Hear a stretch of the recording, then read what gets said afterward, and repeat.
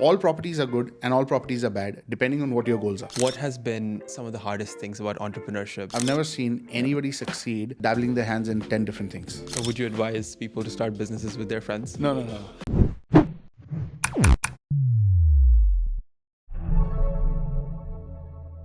What's up, everyone? Welcome to another episode of The Real Ones. Today, I'm joined by the one and only Tahir Majitia. Thank you so much for taking the time, Tahir. Thanks a lot for having me here, man. It's my pleasure. You need no introduction. And I was telling you this earlier. It's so intimidating to interview the biggest real estate podcast host in the country. Like that, honestly, it's just, I just put out content which is, I feel, needs to be genuine and which I can help people with. Wow. Well, that's great because from a preparation standpoint, it's not easy at all, right? Imagine, right? Like most of my guests that come on, there's a few podcasts out there and I can pretty much watch all of them, if not like skim through most of them and then, make some questions. Here, there's like hundreds of episodes to filter through. And I'm like, this is not going to work out for me. So I thought I'll come here with a very blank slate. And this is not going to be like any other podcast that you've been to, just because the real estate part is interesting, of course, and we'll get into it. But at the same time, I want to know about what 7-year-old Tahir wanted to be. So I'll tell you what, my dad was into real estate, right? Yeah. So from a very young age, I was always surrounded by people in the real estate ecosystem. Right. And this is what I saw growing up.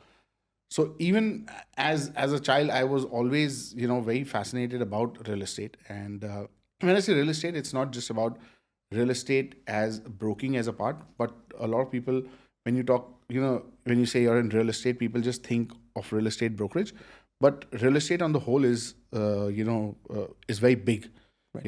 And I tell people like, look, a lot of things are real estate. For example, the studio we're sitting in right now and shooting is a part of real estate, right? So I was always surrounded or interacting with, obviously with agents, with developers, with lawyers, architects, contractors. So I was always very intrigued and very interested, and that's something which I learned also from a very young age. So I was like, always wanted to do real estate. Yes, while, when I was like, in my, young 20s, I did try a few other businesses, but I didn't really succeed in them because I didn't have any experience in them. I didn't know much about it. And I always was relying on others to be a partner or something. And then I realized that, look, I know real estate well. Right. I've seen it for many years, and that's where, where your expertise lies, just do that. Right. Wow. So, yeah. So 7-year-old Tahir was basically saying, I mean, this I want to be a developer. I mean, look, it might sound, very, but I did write, once, I don't remember which standard, but in one of my school essays also I've mentioned, I wrote that I want to become a, developer, and, that was very, I don't know, like a thought, but it was always there back of the mind. Well, your teachers must be very proud of you. I mean, but it was, I would say it's a lot to do with my dad because, I got to learn a lot and was fortunate enough to have that kind of exposure and experience. How big do you think family is as a component to all of this? So I follow you on Instagram now. You see, of course, look, family definitely makes a big difference. Of course. And, without the support of your family, you can't really do things. And that's very important. Yeah, 100%. And obviously, Dubai has been a journey for you. Yes. You're from Mumbai, I believe. Yes. So coming to Dubai, talk to me about when that journey began. And so it began somewhere around in about, 10 years back, 2014. And the first time I came to Dubai was 2005. Okay. And I fell in love with the place. And after that, I've been visiting this city every, you could say, 3 months. I used to keep coming here for some or the other reason. And I was in love with Dubai, and I'm still in.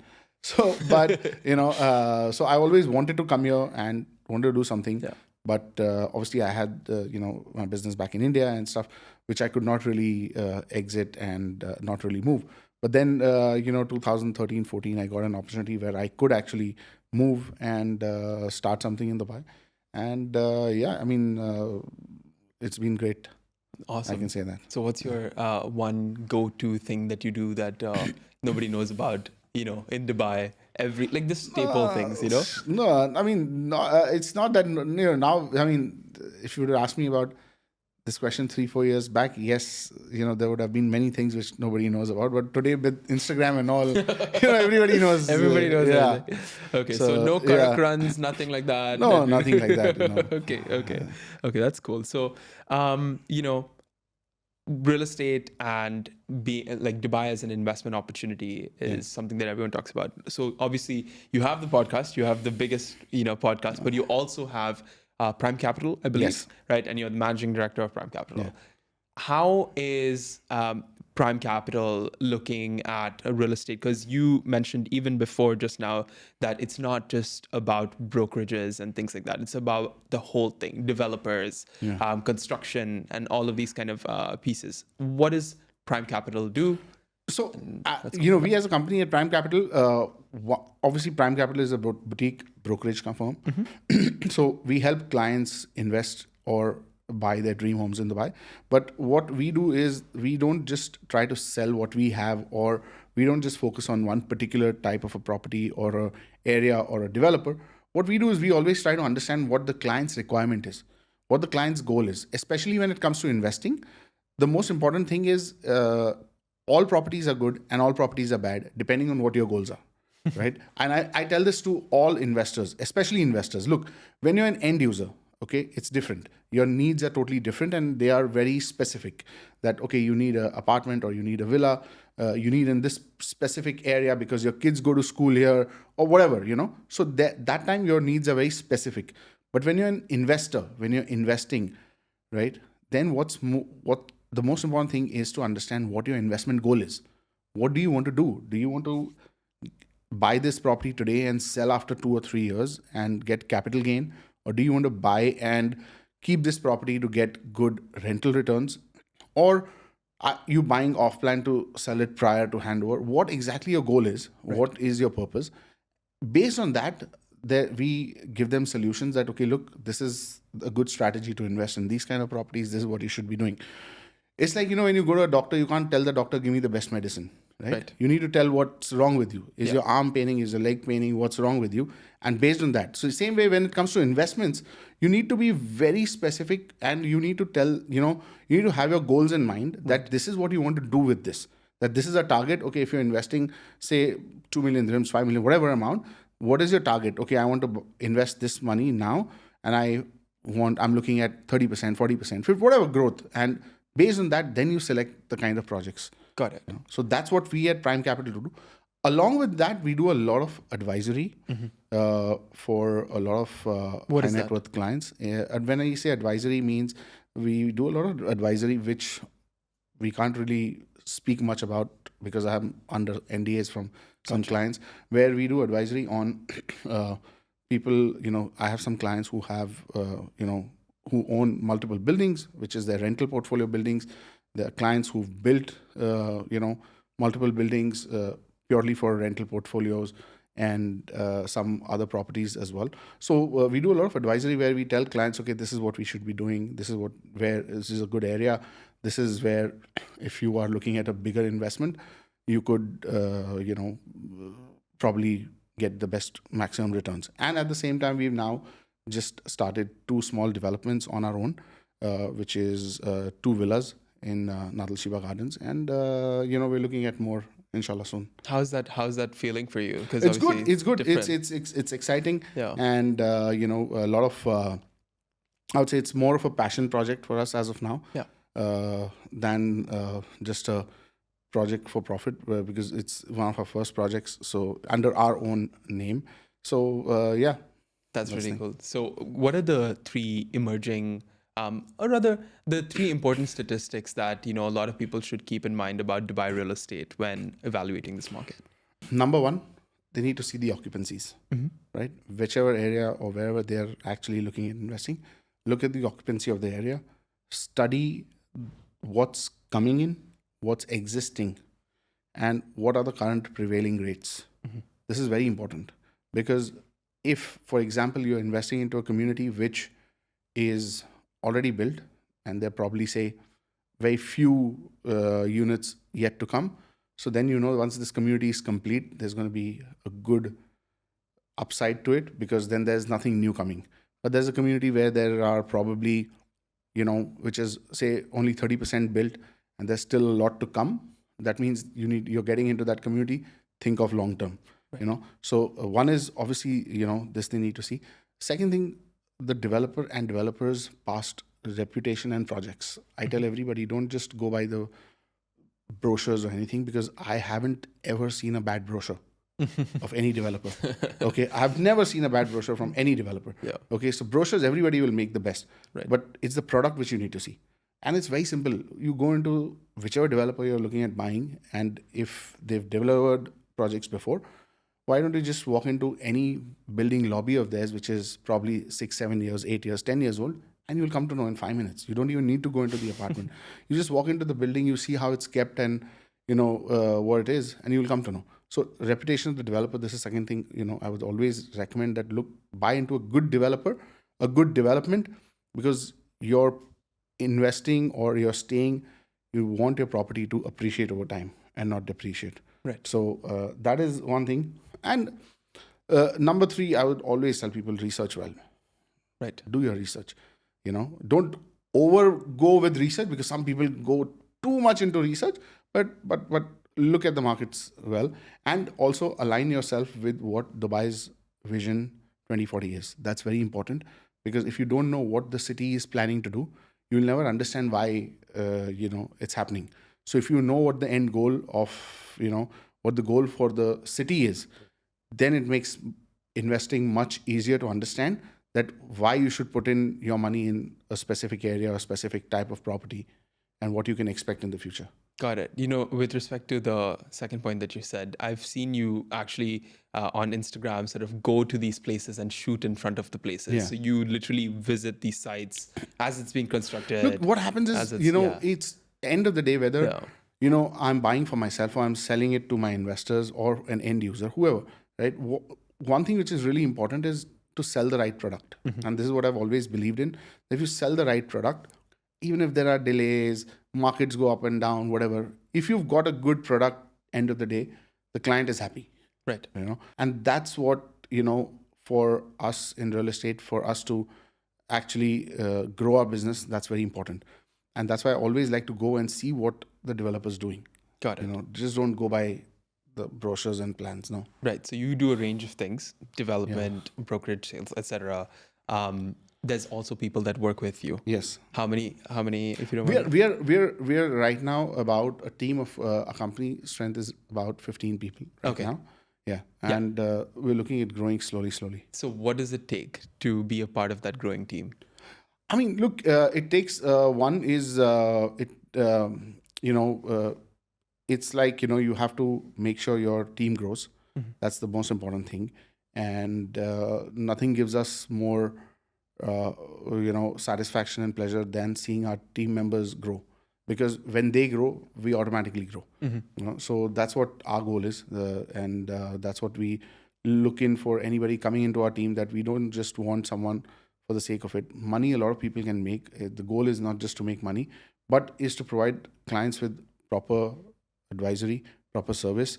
And if clients are happy, that's the end goal.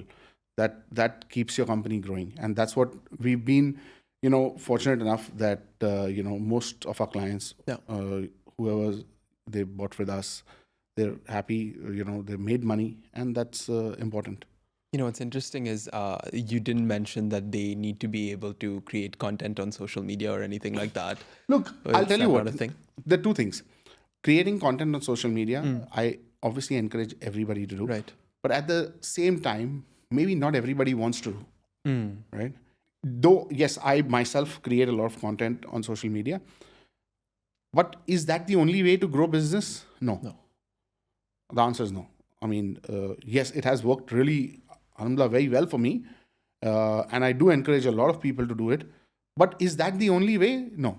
I know a lot of people who don't create any social media content. They're probably not on social media, and they're still doing amazing business. So it's not that that's the only way. Right. So end of the day, what matters is, the person who is working for us, they have to be happy. If they're happy creating content, we are happy to support them. But if they say we're not really happy in creating content, we're more, focused on closing deals, let them close deals. Right. As long as they're making money and clients are being served, and they are growing personally, I think that's more important. There are a lot of companies who are putting in a lot of things on creating content, which is good. But at the same time, I think that's not the only thing. Right. Because look, end of the day, right?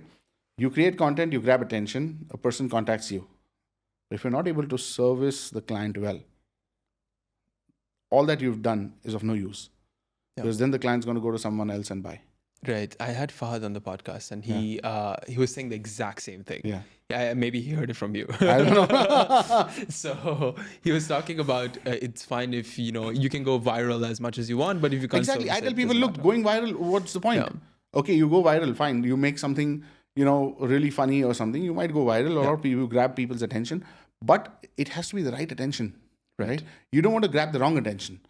That's also very important. And this I've learned from a lot of creators, I've spoken to personally, and they've always told me one thing, that look, if you're doing content for business, and especially in the field of real estate, I am wanting to attract people who have the ability to purchase properties for whatever XYZ amount.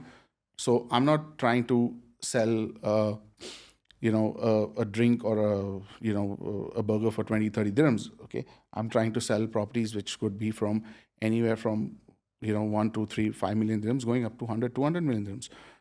So I need people who have the ability to purchase, and I need to grab their attention. Right. I need to grab their attention. And obviously the number of people who have the ability to purchase are obviously lesser than the amount of people on social media. That means I'm looking at grabbing the attention of not everyone, but that select few. So that's what is important. Right. And Fahad was talking about how, real estate agents creating content today, it should be 4 pieces of content about their interest area, and then 1 piece of content about a property walkthrough, for instance. What kind of content do you think real estate agents should be making? See, this also depends a lot on your personality, because everybody's different. And when you talk about, buying, right? People buy from people they trust. And the kind of people who would trust me probably might not trust someone else. And the kind of people who would trust someone else probably might not trust me. It's nothing right or wrong in this. It's just that, you connect with certain type of people, right? Depending on your personality and what you like and stuff like that. So now, based on that, obviously content is also quite personal, I would say, because everybody's personality is different. Right. For instance, I always have believed in one thing, that you create content which gives value, because I'm grabbing someone's attention. And attention is the new currency, right? Attention is the key. And if I am taking your attention, I want to make sure that you get something out of it, so you don't feel that your time's wasted. Right. And I'm not here to entertain people or, give them any sort of, funny videos or something. No, I'm here to talk serious stuff. I'm here for my business. If they want to know about real estate, if they want to know about the buy, and if they see my content, they can get something out. That's my goal. And whether that could be an investor, that could be a real estate broker, or anyone in general trying to learn about real estate. Right. And you've obviously been running your own shop for quite some time now. 3 years now. Exactly. What has been some of the hardest things about entrepreneurship that you did not really expect or see before? See, one of the things is getting the right people, which I personally feel that is getting the right people as a team, because I always believe that, I don't consider anybody working in my company as employees. I treat them like, an extended family. And for me, that's, that I feel is a challenge, because you need to get the right people, because only then your team really prospers and, can really grow. There are a lot of companies who grow as companies, but with my whole idea is not just to make a company which is 100, 200, 500 agents where people don't know each other's names also, but to have a small company, but a mighty company. It doesn't necessarily mean that if you have 200 agents, you are doing very good business. You also need to see what business you're generating per agent. Right. now. So we are more focused on that.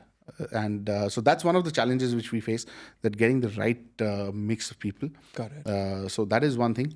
And, obviously, the times we are in right now, things change quite rapidly, So that is something which I feel that, keeping up with the trends and, that is something which you really need to be prepared to, adapt to newer things quickly. Speaking of trends, technology. Absolutely. Right? My favorite Absolutely. topic. And you talk about how you don't want to have 100 broker agency that doesn't know each other, but you'd rather have a higher business per agent kind of a thing. This is exactly what the future is going to be like. You're not going to have hundreds of agents in each firm. You might have fewer agents and have more firms perhaps, but they're all equipped with technology to increase their productivity. In tech itself, previously, it took hundreds of people to build $1 billion company. Yeah. Today, you can do that with 10 people. True. Right? True. So tell me about how you're thinking about technology.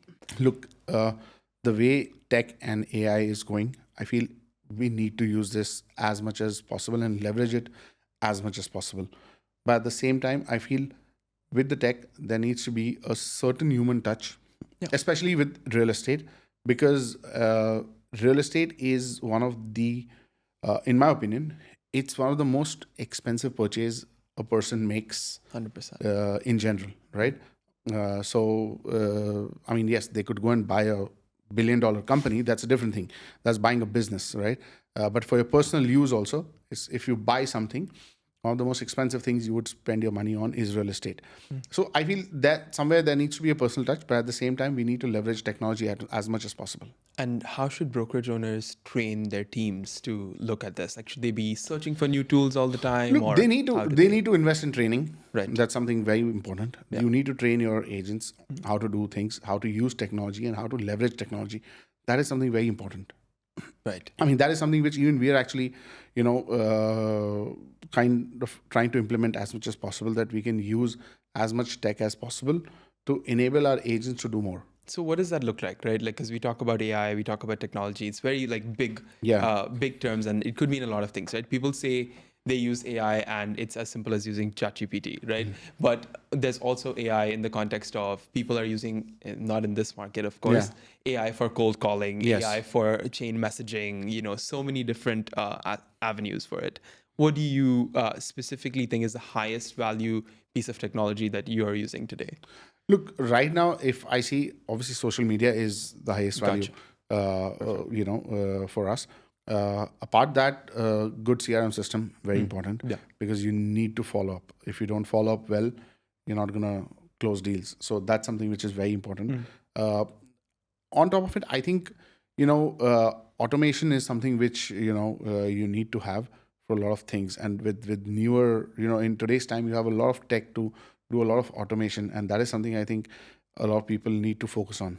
Right. And there's these, things that agents do to feel more personal with clients, right? Like sending them a happy anniversary or whatever it is on their things. And like, it's great, like in the sense that it reminds the customer that, oh, this is my agent. And whenever I want to buy a house from them, I know who to go to and etc. But when there's a fine line between it seeming like something that you have to do as a business and it seeming quite genuine, right? So how do you kind of draw that? What happens is there are two things, right? Now, giving an example, like sending someone a birthday greeting or, anniversary, something like that.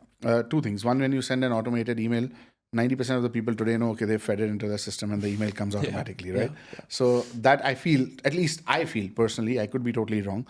It doesn't really add that much of value. Right.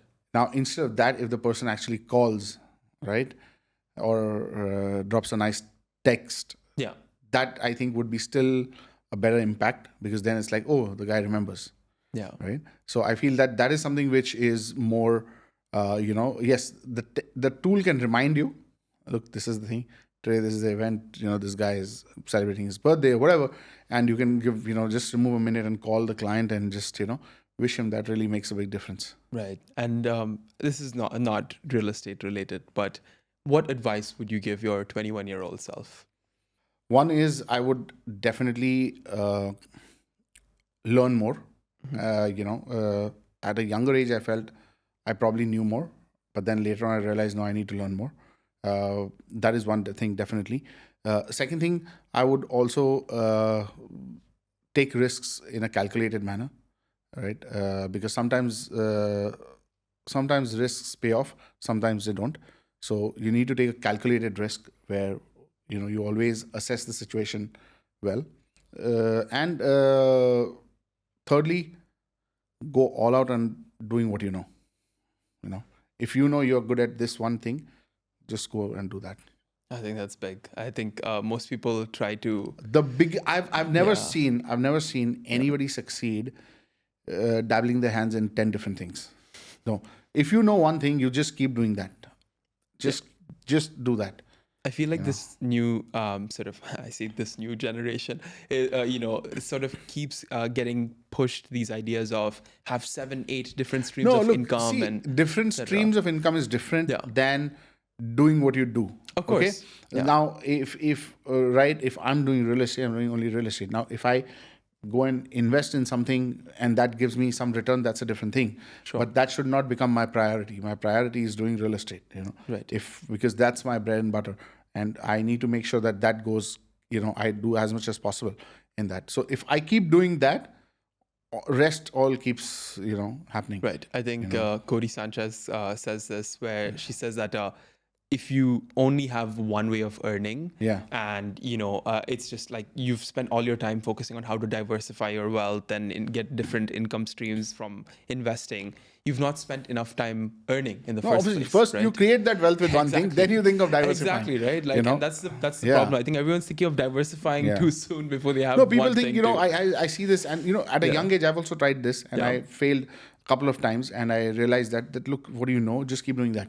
Because that is like a sure thing. Even if you fail in that, you know what you need to rectify for the next time, and you can keep doing it. So that I think is very important. You said there were a couple of businesses that you had done in the past. What were they? If you can talk about it. I tried my hands. I had an IT business.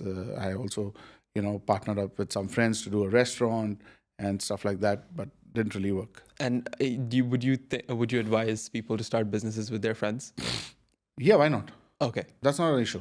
Okay, as long as you're on the same page, and I've had businesses with my friends. See, it can end well, also it can end bad, also. It depends on people, right? I mean, some partnerships didn't end really well for a simple reason that probably the other person didn't have the correct intention. And some partnerships ended, but they ended well because both our intentions were clean and some things didn't work out. So we're okay, it didn't work out. But so I mean, I don't see anything wrong in that. It depends on how well you know the person and you can handle it. No, of course. So okay, final thoughts, parting thoughts, anything you'd like to leave our listeners with on Dubai real estate. I've seen the one piece of advice that you gave. Was it on Gigi Bennett's? Or was that? Yeah, on her podcast was if you're ever thinking about buying real estate in Dubai, come to Dubai first. 100%. Yeah, and look, it's why, because if I had to buy real estate somewhere else, I would first go and see there. 100%. Right? I would first go see, do my research. Okay, you made a decision staying overseas, that's no problem. But if you've not come to Dubai, if you don't know what Dubai is, don't just go on what people are trying to sell you. You need to come and see yourself what's happening and buy accordingly. Because look, what happens is, I'll give you an example. Say someone's in the UK, right? And if you tell someone in the UK that this is 45 minutes from downtown, they'll be like, oh, 45 minutes is nothing, right? But for 45 minutes for Dubai is a big distance, right? Here everything is 15, 20 minutes, 30 minutes. 30 minutes. If you're traveling 45 minutes, that means you're probably Abu Dhabi. So if you see something like that, then you need to come and see, because then you don't want to get stuck into a property which you realize after buying that, oh, where did I buy? Right. And I've experienced this. I've met people who bought thinking that it's here, and when they come here afterwards and they go, oh, this is so far. There's nobody here. So in Dubai is different. You need to come and see Dubai and then buy in Dubai. Of course. Well, Tahir, this has been a pleasure. I really appreciate you coming on. Thank you so much. Thanks. That's it, ladies and gentlemen. The real estate podcast king, and also, not podcast brokerage king of Dubai, Tahir Majidiyah. Thank you so much. Thanks a lot, Joel. Thanks so much.